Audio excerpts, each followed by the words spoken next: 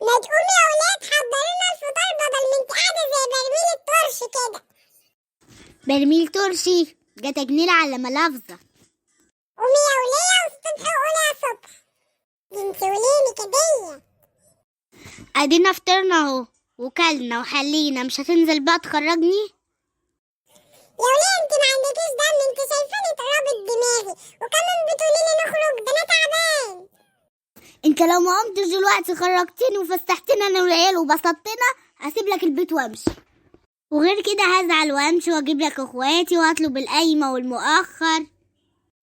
ها هتجيبي اخواتك؟ والنبي بلاش اخوك اسماعيل عشان ايده بتبقى تقيله. لا ولا ايه، يلا نلبس ونخرج. بقول لكم ايه، محدش يقول لي عايز فلوس، الغدا هيبقى عند ستكم بعد العصر.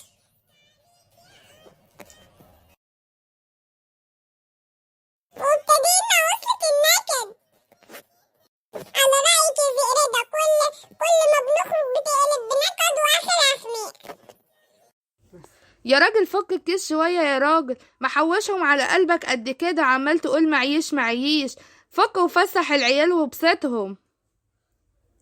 بقولك ايه، اوعى تجيبي سيرة الفلوس دي تاني احسن ما اخلي ليلتك سودا النهارده.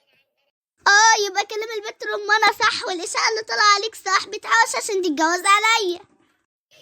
والله مفيش حد مباص ناحية الرمانة دي الا هتخرب عليكي. انت كده كل حاجة تجيب لي فيها اللي انا الغلطانة. بقولك ايه، اوعى تعلي صوتك عليا، انا بقولك اهو انا مش واكل طروطة. كده ورمتلي وشي كده. خلاص يلا بقى متزعليش، هجيبلك 2 ايس كريم. وبكده يا حبايبي بيكون نهاية الفيديو بتاعنا.